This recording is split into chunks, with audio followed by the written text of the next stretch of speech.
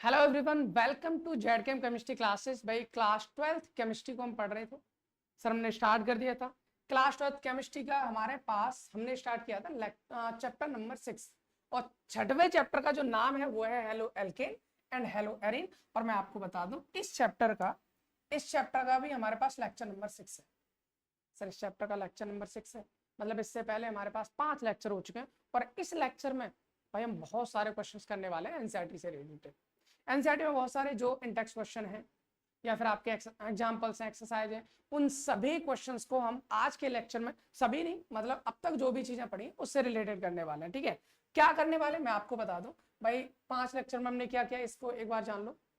पहले 2 लेक्चर की बात करें तो भाई हमने जाना था बेसिक्स, क्योंकि भाई हमने स्टार्ट किया है ऑर्गेनिक केमिस्ट्री। ऑर्गेनिक केमिस्ट्री में कुछ ना कुछ बेसिक्स हमको जानना बहुत जरूरी है, इसलिए सबसे पहले 2 लेक्चर में हमने स्टार्ट किया था बेसिक्स। किसी भी ऑर्गेनिक केमिस्ट्री के लिए जो 2 लेक्चर हमारे पास सफिशिएंट थे, हमें जितना जानना था वो हमने कर लिया था। ठीक है, तीसरे लेक्चर में हमने क्या कहा था सर? तीसरे लेक्चर में हमने जो भी हम halo alkane and hello Erin पढ़ रहे हैं उसका इंट्रोडक्शन पार्ट जाना, उसका क्लासिफिकेशन जाना, उसकी स्ट्रक्चर एंड बॉन्डिंग के बारे में भी जाना। थर्ड वाले लेक्चर में, राइट। फोर्थ लेक्चर में हमने जाना नेमिंग, फोर्थ लेक्चर में जाना आईपीसी नेमिंग और कॉमन नेमिंग के बारे में, जितने भी हमारे पास हेलो एल्केन हेलो एरिन। उसके बाद जो हमारे पास लास्ट लेक्चर था भाई, उस लास्ट लेक्चर में हमने जानी थी प्रिपरेशंस। हम हेलो एल्केन को अगर हम बनाएंगे तो हेलो एल्केन को हम किस तरह से बना सकते हैं, 4 मेथड बताए थे सर हमने। एक बार रिवाइंड करते हैं उसके बाद आगे बढ़ते हैं, एक बार रिवाइंड करते हैं उसके बाद आगे बढ़ते हैं। भाई हमने बताए थे आपको प्रिपरेशन ऑफ हेलो एल्केन, और इसी से रिलेटेड हमने उसमें प्रिपरेशन बताई थी, लेकिन बहुत ज्यादा क्वेश्चन प्रैक्टिस नहीं करी थी। आज के लेक्चर में हम क्वेश्चंस करने वाले हैं इस प्रिपरेशन से रिलेटेड। अगर क्वेश्चन किस तरह से आते हैं, कैसे नहीं आते, सब कुछ करेंगे। पहले हम एनसीईआरटी क्वेश्चन सॉल्व करेंगे, उसके बाद आगे बढ़ेंगे। देखिए भाई, प्रिपरेशन में मैंने बताया था अगर आपको हेलो एल्केन बनाना है तो पहला तरीका ये है कि आप एल्कोहल से बना सकते हो। कोई भी एल्कोहल हो आपका, अगर आप इसकी reaction HCl, NaBr, PX3, PX5N, PCl3 या PCl5, SOCl2 या Cl2 इन रेड फॉस्फोरस, किसी से भी करा दो भाई। कंक्लूजन क्या था सर? कंक्लूजन ये था कि हमारे पास OH हटेगा और OH हटने के बाद OH की जगह पर कौन लग जाना है? हैलोजन लग जाना। बस इतना ही जाना था हमने, सारा का सारा कंक्लूजन। तो डिटेल नहीं जाएंगे, वो सारी चीजें हम पढ़ चुके हैं पहले। दूसरा कहा था सर हम एल्केन से बना सकते हैं, बहुत इंपॉर्टेंट रिएक्शन है। एल्केन से बनाना है तो आपको याद रखना, जो भी हेलोजिनेशन आप कराओगे 2 टर्म है, poly halogenation, mono halogenation. Mono halogenation बोलता है मतलब आपको एक हेलोजन एटम लगाना है। पॉली बोलता है जितने मर्जी जितने हाइड्रोजन सब हटा दो। स्पेशली उसने बोला सर मेरे को 2 हेलोजन लगाना है, वो बोलेगा हर क्वेश्चन में बोलेगा कितने हेलोजनेशन की बात कर रहा है, 2 हेलोजन। डाई हेलोजनेशन बोलता है मतलब 2 हेलोजन लगाना है, उसके बेस पर मैं देख लेना है। और जब हम मोनो हेलोजनेशन की स्पेशली बात करते हैं तो हमने ये कहा था कि आपको याद होगा कि जितने टाइप के हाइड्रोजन होंगे उतने टाइप के आपको प्रोडक्ट आपको मिल जाता है। हाइड्रोजन हटता है, हेलोजन लगा देते हैं। अगर आपको डिटेल भाई आपने पढ़ रखा है अच्छी बात है, नहीं पढ़ रखा है तो भाई पिछला वाला लेक्चर जाके देख लीजिए। उसके बाद हमने जाना था सर अगर हमारे पास एल्कीन दे दी जाती है तो एल्कीन से हम एलो एल्कीन कैसे बनाएंगे। हमारे पास 2 तरीके थे सर, आप सीधा सीधा HX के साथ रिएक्शन करा दो, बॉन्ड टूटेगा, एक से हाइड्रोजन लग जाएगा, एक से हेलोजन लग जाएगा। यही तो जाना था सर। अगर दोनों तरफ हाइड्रोजन कार्बन सेम है कोई प्रॉब्लम नहीं, कहीं भी हाइड्रोजन जोड़ो कहीं भी Cl जोड़ो सेम प्रोडक्ट मिलेगा। लेकिन अगर हमारे पास एसिमेट्रिक एल्कीन आती है, एसिमेट्रिक एल्कीन मतलब दोनों तरफ एल्कीन सेम नहीं, अगर बीच में से काटो तो सेम नहीं आएगी। एसिमेट्रिक एल्कीन है तो जब यहां पर हम किसी भी हाइड्रोजन हैलाइड की रिएक्शन कराते हैं तो वो हाइड्रोजन हैलाइड की रिएक्शन होती है हमारे पास मार्कोनिकॉफ रूल के अकॉर्डिंग। और मार्कोनिकॉफ रूल ये कहता है कि जो भी हमारे पास हैलोजन एटम है या नेगेटिव पार्ट है वो उस कार्बन से जाकर जुड़ता है जहां पर नंबर ऑफ हाइड्रोजन एटम कम होते हैं, वही मेथड बनता है। सर हमने ये कहा था कि जब हम HBr के साथ रिएक्शन कराएंगे तो मार्कोनिकॉफ रूल के अकॉर्डिंग प्रोडक्ट बन जाता है। लेकिन अगर उसमें HBr में स्पेशली HBr के केस में पेरोक्साइड डाल दो तो हमको जो प्रोडक्ट मिलता है वो एंटी मार्कोनिकॉफ रूल के अकॉर्डिंग मिलता है। और एंटी मार्कोनिकॉफ रूल क्या था ये हम लास्ट लेक्चर में जान चुके थे, इसलिए ज्यादा बात उसके बारे में भी नहीं कर रहे हैं। हम केवल रिवाइज कर रहे हैं। क्यों रिवाइज कर रहे हैं? क्योंकि इससे रिलेटेड आज हमें क्वेश्चन करने हैं, इसलिए। अगला रिएक्शन विद X2। अगर आप X2 के साथ रिएक्शन कराओगे, जैसे मान लो Cl2 डबल बॉन्ड को तोड़ो, 2 हेलोजन लगाओ, खत्म कहानी, कोई प्रॉब्लम नहीं। आगे बढ़े, फ्रॉम हेलोजन एक्सचेंज। और फ्रॉम हेलोजन एक्सचेंज में हमने 2 रिएक्शंस पढ़ी थी। फिंकलस्टाइन रिएक्शन में क्या था भाई, आप जो भी हमारे पास हेलो एल्केन है उसकी रिएक्शन कराओगे NaI से, आई आएगा, हेलोजन को हटाएगा, एल्किल आयोडाइड बन जाएगा। आयोडाइड बनाने का बेस्ट मेथड होता है हमारे पास, क्योंकि नॉर्मली मैंने आपको लास्ट लेक्चर में बताया था, आप Cl और Br की रिएक्शंस भी बहुत ज्यादा पढ़ोगे, प्रिपरेशंस भी बहुत ज्यादा पढ़ोगे, F और I में बहुत ज्यादा नहीं मिलती। अगर आपको आयोडो यानी कि एल्किल आयोडाइड बनाना है या आयोडो एल्किन बनाना है तो आपको NaI के साथ रिएक्शन करानी पड़ेगी। और फ्लोरो एल्किन बनाना है यानी एल्किल फ्लोराइड बनाना है तो आप AgF के साथ रिएक्शन करा सकते हो। AgF के अलावा आप COF2, Hg2F2 या SvF3 का यूज कर सकते हो। भाई ये सारी चीज थी हमारे पास पिछले लेक्चर की कहानी। तो 5 मिनट हो गए पिछले लेक्चर में घूमते घूमते। अब हम अब के लेक्चर की कहानी करते हैं। आज हमको स्टार्ट करना है इन सभी से रिलेटेड क्वेश्चंस, और क्वेश्चंस भी स्टार्ट करेंगे हम NCERT से। देखो हमने 4 टाइप की प्रिपरेशन पढ़ी, इन चारों टाइप से रिलेटेड जितने भी क्वेश्चंस हैं वो हमारे पास NCERT में दे रखे हैं। और ये आपके पास अगर NCERT बुक है तो आप चेक भी कर सकते हो। ये एग्जाम्पल नंबर 6.3 दे रखा है, ठीक है। इसके बाद भी करेंगे भाई, इसके बाद हमारे पास ये भी एग्जाम्पल नंबर 6.4 भी दे रखा है, इसको भी करेंगे। इसके बाद हमारे पास क्या है, ये इंडेक्स क्वेश्चंस भी दे रखे हैं जो आपके NCERT के दे रखे हैं। सारे क्वेश्चंस करने वाले आज के लेक्चर में, ठीक है। चलिए फिर टाइम वेस्ट बिल्कुल नहीं करते, इसको देखते हैं क्या बोल रखा है इसने, उसके बाद हम आगे बढ़ते हैं, ठीक है। क्या कह रखा है इसका सॉल्यूशन की बात करते हैं। Identify all the possible monochloride structures. Sir उसने बोला कि जितने, देखो ध्यान से सुन लेना भाई, इनके क्वेश्चंस को जरा ध्यान से सुनो। उन्होंने बोला all the possible monochloro structure isomers expected to be formed on free radical monochlorination of this compound। देखो ये वाला हमारे पास कंपाउंड दे रखा है। सबसे पहले हम सर एक काम करते हैं, हम ना इस स्ट्रक्चर को बनाते हैं CH3 का whole twice CH CH2 CH3। Okay, अगर आप इसको बना के देखोगे, एक्सपेंड करोगे तो किस तरह से बनाते हैं भाई। हमारे पास CH3 है, ठीक है, उसके बाद CH2 है, ठीक है, उसके बाद CH है, ठीक है। इस CH से हमारे पास में 2 CH3 लगे हुए हैं, एक CH3 ये रहा और दूसरे CH3 ये रहा। ओके, अब इसने हमसे कहा है कि सर इसका हमें क्या कराना है, मोनोक्लोरिनेशन कराना है। क्या कराना है, मोनोक्लोरिनेशन, मतलब एक Cl लगाना है। तो आप ये बताओ इससे कितने पॉसिबल स्ट्रक्चर्स बनेंगे। और मैं आपको बता दूं भाई, ये वाला क्वेश्चन मैंने अभी देखा, बट ये वाला क्वेश्चन मैं आपको पहले ही करा चुका हूं। देखो जरा, ये वाला क्वेश्चन मैंने आपको कल वाली क्लास में ही कराया था। ये देखो जरा, ये देखो जरा, क्या देख रहे हैं हम। देखो CH3 CH2 CH से 2 CH3, और जरा इधर क्वेश्चंस में आना, इस वाले क्वेश्चन में आना, क्या करा रखा है यहाँ पर। देखो CH3 CH2 CH से 2 CH3, मतलब सेम ही कंपाउंड है। और इसका अगर सेम कंपाउंड है तो भाई इसका आंसर तो हम पहले ही कर चुके हैं। अगर मैं इसका क्लोरिनेशन कराऊंगा, एक बार एक Cl लगाना है। अब कहाँ लगाओगे, आप ये देख सकते हो कितनी पॉसिबिलिटी है। तो हमने यहाँ पर पॉसिबिलिटी लास्ट वाले लेक्चर में बहुत आराम से निकाल ली थी। हमने कहा था सर इसमें ना 4 टाइप के हाइड्रोजन होते हैं। ये CH3 एक टाइप का हो गया, CH2 दूसरे टाइप का हो गया, CH3 तीसरे टाइप का हो गया। ये CH3 और ये CH3 बिल्कुल डिफरेंट है। क्यों, इसके बराबर में CH2 लगाया, इसके बराबर में CH लगाया, दोनों का एनवायरमेंट अलग। सर 4 टाइप के हो गए। इसके अलावा इस CH3 की बात करूं तो ये दोनों बिल्कुल सेम टू सेम है, क्योंकि ये भी CH से लगा है, ये भी CH से लगा है। तो ओवरऑल हमने देखा था कि इसमें से 4 टाइप के हमारे पास हाइड्रोजन एटम प्रेजेंट है। तो भाई 4 टाइप के हाइड्रोजन एटम प्रेजेंट है तो 4 जगह जाकर Cl लग जाएगा। और हमने 1 बाय 1 सबको लगाकर देख लिया था। तो हम अगर यहाँ से ये कहें, कि सर कितने पॉसिबल स्ट्रक्चर्स होंगे, तो यहाँ पर हम लिख सकते हैं कि और मतलब कितने हो जाएंगे, 4 पॉसिबल स्ट्रक्चर्स यहाँ पर बनेंगे। 4 पॉसिबल स्ट्रक्चर बनेंगे। और 4 पॉसिबल स्ट्रक्चर्स क्या है, 4 पॉसिबल स्ट्रक्चर्स क्या है, इसके लिए आप इस चीज का ध्यान रखेंगे। कौन सी वाली रिएक्शन, ये जो मैंने अभी आपको कराई थी ना, ये वाली।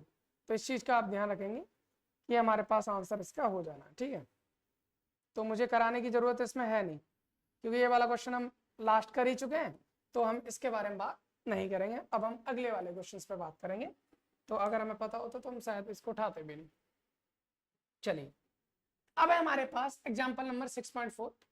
भाई ये वाला क्वेश्चन उम्मीद करता हूँ ये सारे की सारे पुरानी लेक्चर्स कर रखा है, तो आपको समझ में आ गया होगा, कोई प्रॉब्लम नहीं। अब हम यहाँ से स्टार्ट करते हैं। अपने पास क्या दे रखा है, 1 2 3 3 क्वेश्चन है भाई, ठीक है। वन बाय वन लेते हैं। पहले वाले क्वेश्चन को मैं यहाँ पे लिख रहा हूँ। हमारे पास में इस तरह से एक रिंग दे रखी है, हमारे पास में एक इस तरह से रिंग दे रखी है, और ये डबल बॉन्ड है, यहाँ पर 2 हाइड्रोजन लगे हुए हैं, ठीक है, और ये हमारे पास डबल बॉन्ड, राइट। और इसकी रिएक्शन करवा रहे हैं HBr से, और हमसे पूछा बताओ सर क्या बनेगा, क्या प्रोडक्ट हमारा होगा, हमें ये बता दीजिए। तो भाई मेरे, मैं अभी आपको बताऊं तो किसकी रिएक्शन है। देखो 4 टाइप की रिएक्शन कराई है मैंने अभी तक, थोड़ा सा दिमाग लगाने की कोशिश करते हैं। कैसे लगाएंगे सर, हमने अभी तक प्रिपरेशन पढ़ी, और प्रिपरेशन में पढ़ी हमने 4 टाइप की रिएक्शन। पहला एक एल्कोहल से, हम इसके पास गए, भाई तो एल्कोहल, उसने कहा नहीं मैं एल्कोहल हूँ ही नहीं, ठीक है छोड़ो। दूसरा एल्किन से, उससे पूछा भाई तो एल्किन है, बोला नहीं। तीसरा पूछा एल्किन से, हाँ भाई एल्किन है, डबल बॉन्ड आ रहा है, एल्किन है। अच्छा, एल्किन में हमने 2 तरह से रिएक्शन पढ़ी थी, हाइड्रोजन हैलाइड से और X2 से। X2 से तो है नहीं, किससे, हाइड्रोजन हैलाइड। और हाइड्रोजन हैलाइड में भी हमने 2 पढ़ी थी, क्या, मार्कोनिकॉफ रूल या एंटी मार्कोनिकॉफ रूल। अगर हमारे पास HBr है, क्या बनेगा सर, मार्कोनिकॉफ रूल के अकॉर्डिंग हमारे पास प्रोडक्ट फॉर्म हो जाता है। अगर इसे HBr के साथ पेरोक्साइड होता तो हमारा जो प्रोडक्ट बनता वो हमारे पास एंटी मार्कोनिकॉफ रूल के अकॉर्डिंग बनता है कि नहीं। हमने ये चीज बताई थी भाई, अभी अभी भी देखी, बिल्कुल अभी अभी भी देखी हमने, बिल्कुल देखी। अगर हमारा क्या देखा भाई, अगर हमारे पास केवल HBr, आप सीधा मार्कोनिकॉफ रूल के अकॉर्डिंग प्रोडक्ट बनाओगे, जहां नंबर ऑफ हाइड्रोजन कम है वहीं पर Br लगाना है। लेकिन अगर पेरोक्साइड दे दिया तो फिर आपको Br वहां लगाना है जहां पर number of hydrogen double bond में ज्यादा होते हैं। आई होप क्लियर होगा सारी की सारी चीजें। अब हम अपने क्वेश्चन की तरफ लौटते हैं और अपने क्वेश्चन को यहाँ पर करते हैं। क्या करना है सर, कुछ नहीं करना, ये जो हमारे पास रिएक्टेंट है ना, इसको उठाओ, इसको उठाने के बाद सबसे पहले इसका डबल बॉन्ड तोड़ दिया। तोड़ने के बाद हमको लगाना है सर Br और हमको लगाना है H। अब हम ये सोच रहे हैं कहां पर Br लगाए सर, मार्कोनिकॉफ रूल क्या कहता है सर, मार्कोनिकॉफ रूल कहता है कि Br आपको वहां लगाना है जहां पर हाइड्रोजन कम हो। मैं इसके पास पहुंचा और इससे पूछा भाई कितने हाइड्रोजन, बोला 1 हाइड्रोजन। इससे पूछा कितने हाइड्रोजन, बोला 2 हाइड्रोजन। कम किसके पास है, इस कार्बन के पास कम है, तो सर यहाँ पर एक Br एटम लगा देंगे और जो हाइड्रोजन बचा हुआ है उसको वहां लगाएंगे जहां पर हाइड्रोजन ज्यादा है। मतलब ये मार्कोनिकॉफ रूल के अकॉर्डिंग प्रोडक्ट हमारा फॉर्म हो जाएगा। उम्मीद करते हैं आपको इतनी बात आपको समझ में आ गई। पहला क्वेश्चन था, बहुत सिंपल क्वेश्चन था, एग्जाम्पल वाला क्वेश्चन, ठीक है। अगले क्वेश्चन की तरफ पढ़ता है सर, क्वेश्चन नंबर 2।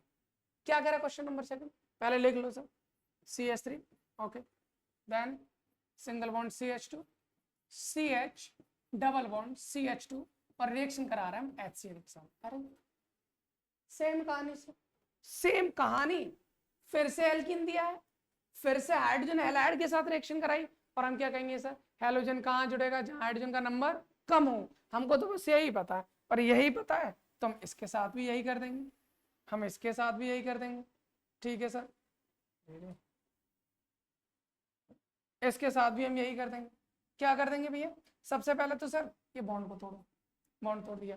बॉन्ड तोड़ने के बाद क्या लगाना भाई, कहाँ लगेगा Cl, जहां हाइड्रोजन कम हो। सर इसके पास 1 हाइड्रोजन है, इसके पास 2 हाइड्रोजन है, तो यहाँ लगा देंगे हम Cl और यहाँ लगा देंगे हम, खत्म। सर बन गया प्रोडक्ट, बन गया हमारे पास प्रोडक्ट। अब हम चलते हैं अपने अगले क्वेश्चन पे, क्वेश्चन नंबर 3। जगह नहीं है कि नीचे, अच्छा चलो यही बना देता मैं, जो क्वेश्चन नंबर 3 आपको दिखाई दे रहा है इसका प्रोडक्ट हम यही बना। क्या है भाई, यहाँ पर ये हमारे पास रिंग है। अच्छा देखो फिर से वही है, एल्किन दे रखा है, हाइड्रोजन हैलाइड के साथ रिएक्शन करा रहा है, एल्किन दे रखा है, हाइड्रोजन हैलाइड के साथ रिएक्शन करा रहा है। और आप यहाँ पर एक चीज देखोगे तो हमको क्या करना है, ये करना है, ये रिंग है, ओके, इस तरह की रिंग बना रखी। उसके बाद क्या है हमारे पास, CH2, करेक्ट, CH2 है। CH2 के बाद सिंगल बॉन्ड C, यहाँ पर एक हाइड्रोजन है, उसके बाद डबल बॉन्ड है, फिर हमारे पास CH2 है, यही है ना। अब हम क्या करेंगे सर, हम एक काम करेंगे, यहाँ से पहले तो एक डबल बॉन्ड को हटाएंगे, अरे पूरा हट जाएगा, चलो कोई नहीं,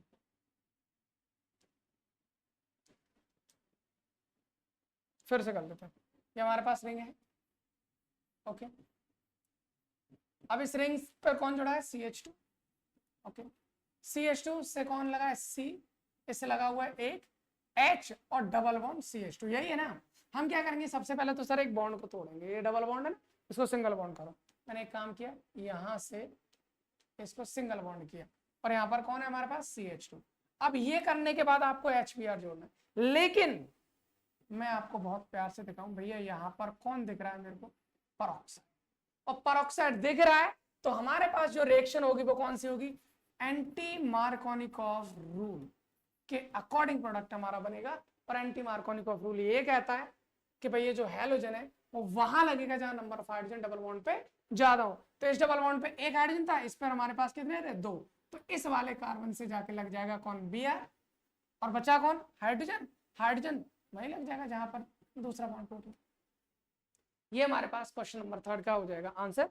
तो उम्मीद करता हूँ कि आपको ये तीनों के तीनों क्वेश्चन बहुत आसान लगे होंगे, सिंपल लगे होंगे, इजीली कर लिए होंगे, कोई प्रॉब्लम नहीं होनी चाहिए। अब हम चलते हैं अपने अगले क्वेश्चन पर, इंटेक्स्ट क्वेश्चन। बहुत आसान क्वेश्चन है भैया, किस तरह से करने, जरा इधर चलते हैं। हाँ भैया, इसको यहाँ पर तो कर ही नहीं सकते हैं, चलो पहले इनको करते हैं, 6.5 वाले को करते हैं। 6.5 डायरेक्टली रिएक्शन कंप्लीट करने, इजी रिएक्शंस हो जाएंगे, कोई दिक्कत नहीं। चलिए हम यहाँ पर पहुंचे, और चलिए यही कहते हैं, क्या दिक्कत है।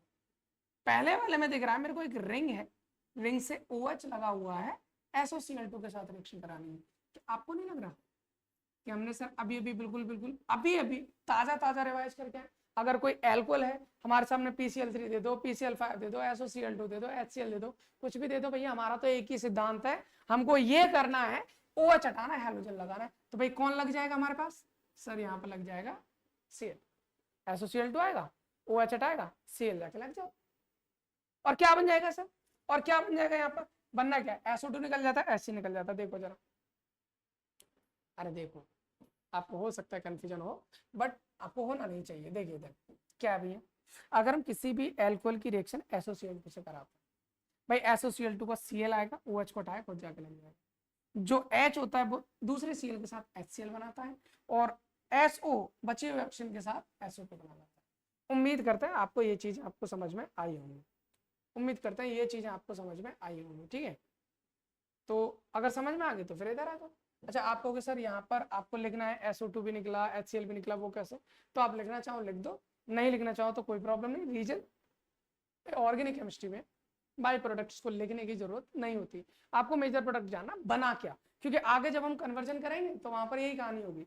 तो एक्चुअल में बना क्या भाई, OH हट के Cl लग जाना है। बाकी इसके अलावा अगर आप लिखना चाहते हो तो आप लिख सकते हो सर SO2 निकल जाएगा और प्लस हमारे पास HCl निकल जाएगा, ठीक है।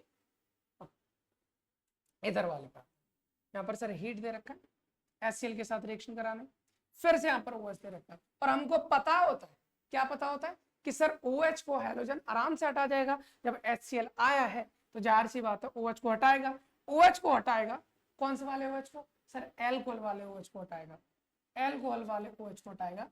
और मैं आपको याद दिला दूं, ये OH डायरेक्टली किससे लगा हुआ है, रिंग से लगा हुआ है, तो भाई एल्कोहल नहीं है, ये हमारे पास फिनोल है। और हैलोजन फिनोल के OH को यानी रिंग से जो भी OH है उसको नहीं हटा सकता, वो केवल और केवल कहां से हटा सकता है, एल्कोहल से। तो ये वाला जो CH2OH है ये हमारे पास एल्कोहल दे रखा है। तो भैया हम सीधा सीधा एक काम करेंगे, क्या करेंगे, ये जो हमारे पास रिंग है, ये जो हमारे पास रिंग है, इस पे यहाँ जो OH जुड़ा है उसको जैसा है वैसा का वैसा जुड़ने रहने दो, हमें उससे कोई लेना देना नहीं है, हमें उससे कुछ भी नहीं करना है। साथ के साथ यहाँ पर जो CH2 की, कोई इसको हटा ही नहीं सकता, ये फिनॉल है हमारे पास, एल्कोहल है ही नहीं, इस OH को हटाकर कौन लग जाएगा, Cl लग जाएगा। सर यहाँ से H और OH मिलकर क्या निकाल लेंगे, H2 निकाल लेंगे, आप अपने आप लिख लेना। उम्मीद करते हैं वाली रिएक्शन भी आपको समझ में आ गई होगी। सर अब हम चलते हैं, अच्छा 1 के बाद सीधे 3 पे गए हैं, 2 कहाँ गया फिर, 2 अपने पास इधर है, ओके चलो कोई बात नहीं, इधर से खत्म कर लेता। इधर हमारे पास 5th पे पहुंच गए भैया, क्या हमारे पास NaI की रिएक्शन करा रहा है सर। अरे ये तो फिंकलस्टाइन रिएक्शन नहीं भाई, कौन सी रिएक्शन है, फिंकलस्टीन रिएक्शन, कल ही पढ़ाए थे। फिंकलस्टीन रिएक्शन क्या करता भाई, Na+I- I आएगा, Br को हटाएगा, खुद जाके लग जाएगा, और बन क्या जाएगा, CH3CH2I, सर ये बन जाएगा CH3CH2I बन जाएगा, जो Na वो Br के साथ NaBr निकाल लेगा। आप अपने नोट्स में लिख सकते हो, मैं साथ के साथ बताता चल रहा हूँ क्या निकाल लेगा। क्लियर है? ओके, अब यहाँ पर आता है इस वाले रिएक्शन पे। पहले ना इस तरह के क्वेश्चंस को खुद करने की कोशिश किया करो जितने भी एनसीईआरटी हैं, उसके बाद जो ना हो उनको आप देख लीजिए। ये वाला रिएक्शन है, अगर मैं इसकी बात करता हूँ तो भाई ये रिएक्शन बहुत इंपॉर्टेंट। अब बहुत इंपॉर्टेंट क्यों है मैं आपको बताऊँ, एक बार पहचानने की कोशिश करो। हमने जो 4 रिएक्शन पढ़ी वहीं से सारी रिएक्शन। इसमें अगर मैं Br2 के साथ रिएक्शन करा रहा हूँ, आप देखो ये एल्कोहल तो है नहीं सर, नहीं है, बिल्कुल भी नहीं है, एल्कोहल नहीं, तो एल्कोहल में OH हटाकर हैलोजन लगा नहीं सकते, ठीक। ये कोई हमारे पास हेलो एल्केन भी नहीं है कि मैं फिंगरस्टाइन रिएक्शन करा दूं, स्वार्ट्ज रिएक्शन करा दूं, नहीं है। बचे हमारे पास दो, एक एल्कीन और दूसरा एल्कीन। अगर आप इसको देखने जाओ तो भैया एल्कीन भी नहीं है। आपको सर डबल बॉन्ड तो मेरे को दिख रहे हैं, एल्कीन की नहीं भैया, वो बेंजीन रिंग के डबल बॉन्ड है, और ये रिंग एरोमेटिक होती है, और एरोमेटिक होती है आसानी से अपने डबल बॉन्ड अवेलेबल नहीं कराएगी किसी भी रिएक्शंस के लिए, इसलिए आप इनके डबल बॉन्ड को तो भूल जाओ। अगर मैं इसको भूल जाऊं तो फिर आपको एक ही चीज दिखेगी, CH2 CH3 एल्कीन। और एल्केन से जब हम हैलोजन के साथ रिएक्शन करा रहे थे हीट या फिर लाइट की प्रेजेंस में, तो आपको बताया तब ये जितने टाइप के हाइड्रोजन प्रोडक्ट भी उतने टाइप के बनेंगे। तो अगर मैं CH2 को A टाइप मान लूं, CH3 को B टाइप मान लूं, ये टाइप कैसे माने मैंने आपको कल की क्लास में बताए थे। अगर ऐसा मैं मान लेता हूं तो मैं आराम से ये बता सकता हूं कि प्रोडक्ट क्या बनेगा। देखो क्या बनेगा भैया, मैं अगर यहाँ से A वाले से एक हाइड्रोजन हटाता हूँ, उसकी जगह जाके Br लगा सकता हूँ सर, एक प्रोडक्ट तो मेरा ये बन जाएगा, और दूसरा प्रोडक्ट यानी यहाँ तो NO2 लगा CH2। अगर मैं इस वाले से एक हाइड्रोजन हटाऊं CH3 वाले से, वहां पर जाकर एक क्या लगा सकता हूं, एक Br लगा सकता हूं, ऊपर की साइड लगाता हूं, तो यहां से मेरे पास दो कंपाउंड बन जाएंगे। तो आई होप आपको समझ में आया होगा इस रिएक्शन से बनने वाला प्रोडक्ट कौन सा हो, ठीक है।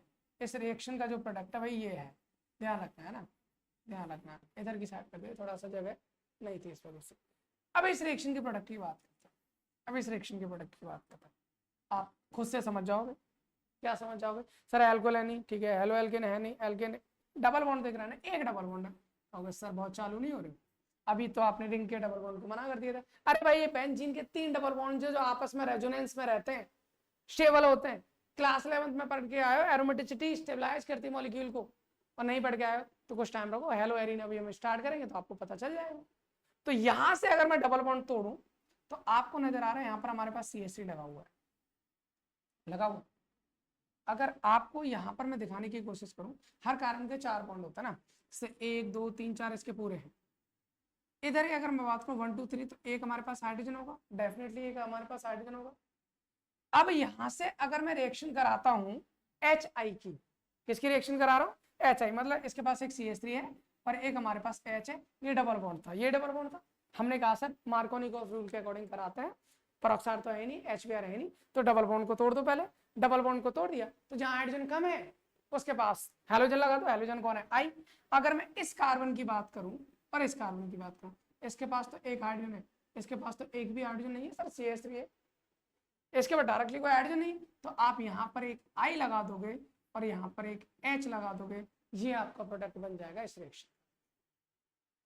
आगे रिएक्शन भाई, हाँ ये वाली रिएक्शन बहुत इंपॉर्टेंट है, ये वाली रिएक्शन हमारे पास बहुत इंपॉर्टेंट है, और इसको ना मैं यहाँ पर प्रोडक्ट लिख देता हूँ। क्या है इस रिएक्शन का प्रोडक्ट, हमारे पास कुछ इस तरह का बने,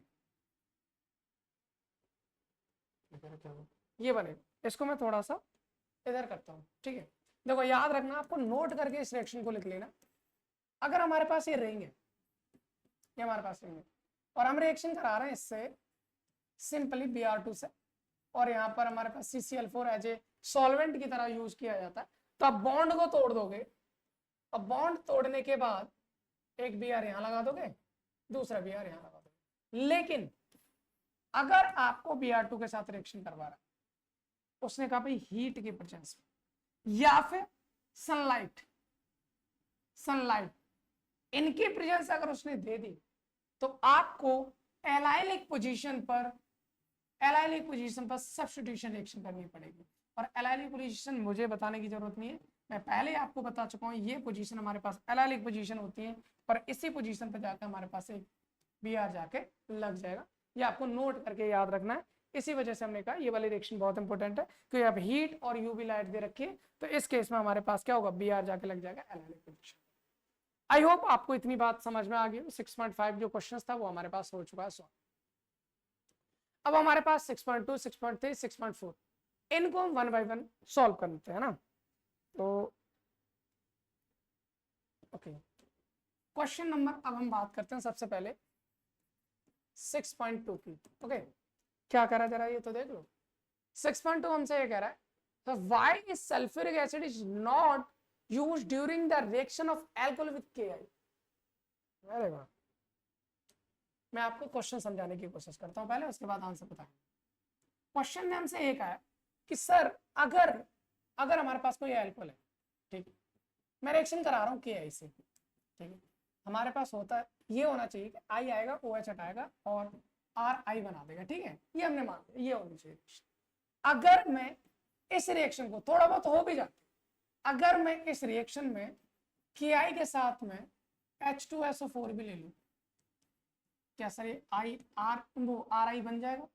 तो आप ना इसको बोलोगे सर ये कदापि नहीं बन सकता, ये कभी नहीं बन सकता, ऐसा पॉसिबल ही नहीं हो सकता कि अगर आपने H2SO4 डाला, अगर आपने H2SO4 डाला तो वो इस रिएक्शन को आगे प्रोसीड कर सके, पॉसिबल ही नहीं।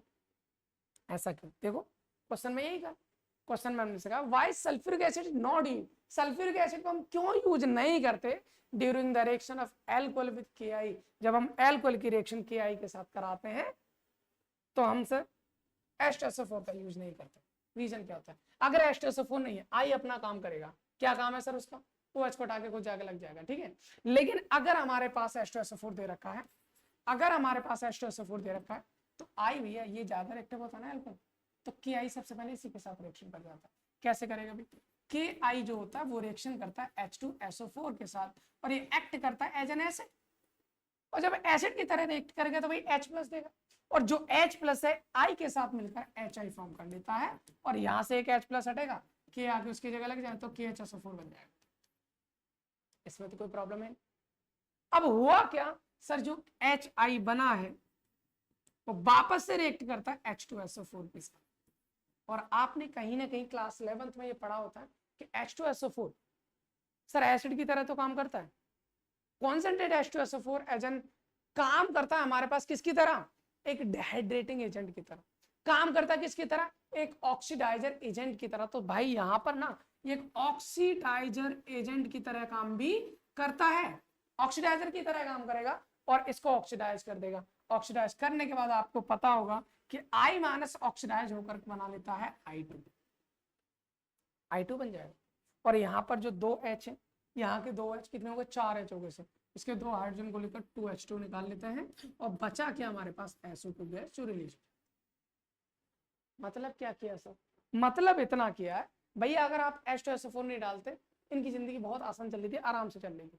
H2SO4 डालते क्या हुआ, डालते ही हुआ कि हमारे पास जो Ki था वो Ki बचा ही नहीं, पहले Ki चेंज हुआ HI में, बचे हुए HI को इसने क्या किस में चेंज कर दिया, I2 में, और I2 अल्कोहल के साथ ऐसे डायरेक्टली रिएक्शन नहीं करेगा जैसे हमारे पास Ki कर रहा था। इसलिए हम कहते हैं कि जब भी आप अल्कोहल के साथ रिएक्शन कराओगे Ki की तो भैया उसमें H2SO4 नहीं डालना है। क्यों नहीं डालना है? क्योंकि वो Ki को I2 में कन्वर्ट कर देता है ऑक्सीडाइजर होने की वजह से। This is the right answer. उम्मीद करता हूं आपको समझ में आया होगा। अब हम चलते हैं क्वेश्चन नंबर 6.3 के पास, 6.3 के पास, ठीक है। तो देखो 6.5 को तो हम कर ही चुके हैं, 6.1 हमारा कंप्लीट हो गया सर, 6.1 हमारे पास हो गया। 6.3 क्या कह रहा है, write structures of different die halogen derivative of propane. देखो मैंने आपको बोला था, आपको वो मोनो हैलोजनेशन भी बोल सकता है, डाई हैलोजनेशन भी बोल सकता है, पॉली हैलोजनेशन भी बोल सकता है। उसने बोला सर आपको करना क्या है, di halogen derivative of propane बनाना है। कितने पॉसिबल स्ट्रक्चर होंगे बना, डिफरेंट डिफरेंट बोला, कितने भी, जितने मर्जी बना लो, ठीक है। उसने हमसे क्या बोला भाई, उसने हमसे बोला सर डिफरेंट, आपको बनाना है डिफरेंट क्या, die halogen derivative of propane. अब इधर ध्यान से सुन लो भाई, प्रोपेन के हमको डाई हैलोजन डेरिवेटिव बनाना। सबसे पहले तो स्ट्रक्चर बताओ प्रोपेन का क्या होगा सर CH3 CH2 CH3, यही तो स्ट्रक्चर है, इसके अलावा तो कोई स्ट्रक्चर होता नहीं प्रोपेन का, इसके अलावा तो नहीं भी, 3 कार्बन है ऐसे। अब इस स्ट्रक्चर पर मेरे को क्या लगाना है सर, 2 हैलोजन लगाना है।